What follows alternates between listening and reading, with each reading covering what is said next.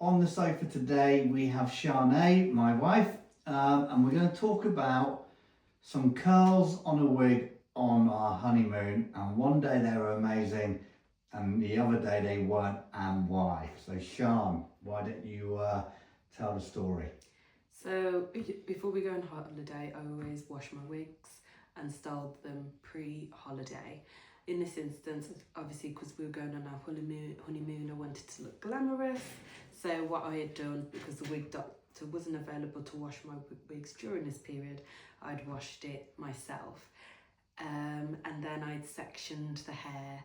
I'd curled each section individually. As I removed the hair from the curler, I'd pinned it all together and sprayed it with hairspray. Then I put some wig stuffing in, put it in a wig bag and left it for about 4 days. What do you mean by wig stuffing? Because people might not know what that is. The inserts that sometimes come with new wigs. It's like the tissue paper that puffs them out of it. So I don't often use them, but when I'm going away on holiday and I want the wig to stay in shape, I use a little bit of the tissue that comes with the wig itself. So keep that if you intend to bring your wigs on holiday. So pinning, hairspraying and curling all your wig produced the best curls for long lasting for that lovely photo we took.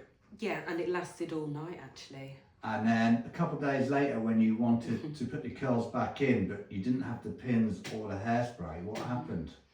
It didn't go very well. I already knew from the first 2 curls it wasn't going to be anywhere near as spectacular as it looked on Christmas Eve. I'd sent Charlie away to the bar so I could have an hour to myself just styling the wig. It wasn't going right.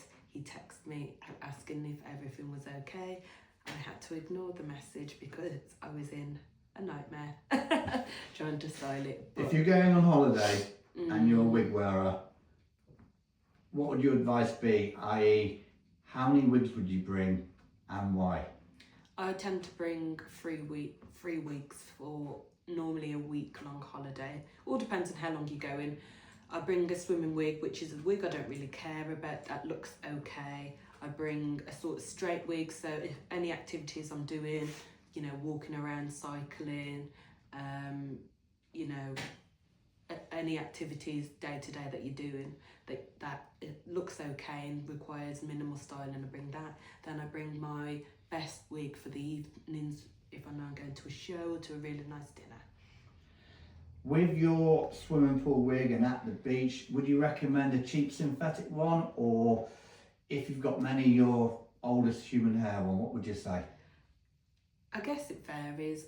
I'd probably say, because I don't really have synthetic wigs, so I'm not sure. So for me, I just bring my oldest human hair wig, which all it requires is a little bit of a brushing and can just go in a ponytail. What's your number one wig wearing tip for holidays?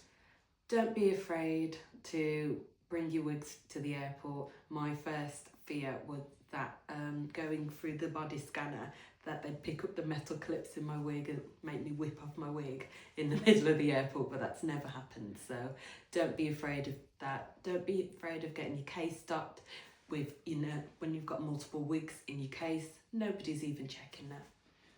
Yeah, that's a good tip about the scanner, because I get asked that quite a lot and it is a concern, but you've gone through what, 8, 9, 10 different scanners now, no all problem. okay. I would say if you were wearing a cap that's got a half wig attached, they'll ask you to take that off, so have a think about that. Yeah. Okay, great, cheers.